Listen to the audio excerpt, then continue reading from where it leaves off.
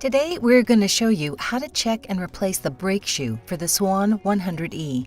If you use the shaver for a full season, we recommend that you replace the brake shoe and worm spring after each season. For this procedure, you will need a medium flathead screwdriver, a medium Phillips head screwdriver, and a number 13 metric wrench, a new Swan brake shoe, part number 39, and a new worm spring, part number 38. Warning: before beginning any maintenance, confirm that the power is off and the machine is unplugged. Otherwise, serious injury may occur. First, you will need to remove the head cover. Undo the side handle with the Phillips head screwdriver. There are 3 additional screws that you will need to remove. Underneath the crank handle, on the back of the machine, there is a thumb screw, as well as on the side of the machine head cover. To remove the head cover, you pull it over the worm gear and set it to the side. You do not need to disconnect the wires. The motor and gears are now visible. The brake drum disc is where the brake actually applies tension to allow the machine to shave properly. Sometimes grease will work its way over from the gearbox onto the brake itself. The brake should remain dry and will not work properly if there's grease. You can remove the grease with a towel. The brake shoe is designed to be worn and replaced, similar to a car.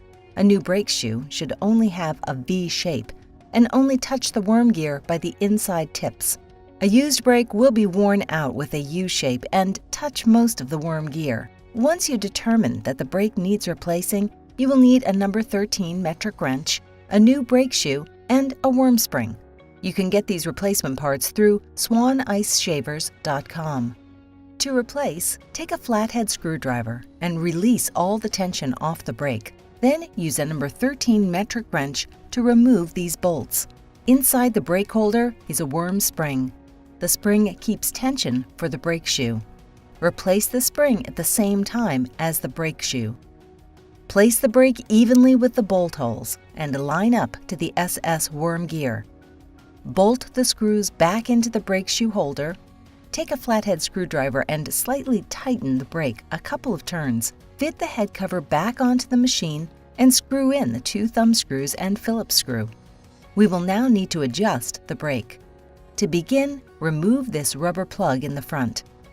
Raise the shaft of the machine and take your flathead screwdriver and slowly turn the brake adjustment screw counterclockwise. Stop turning the adjustment screw as soon as the shaft drops. At this point, there should be 0 tension on the brake shoe. If the brake is new, you will want to tighten the brake adjustment screw 2 turns clockwise to reset it to the correct tension.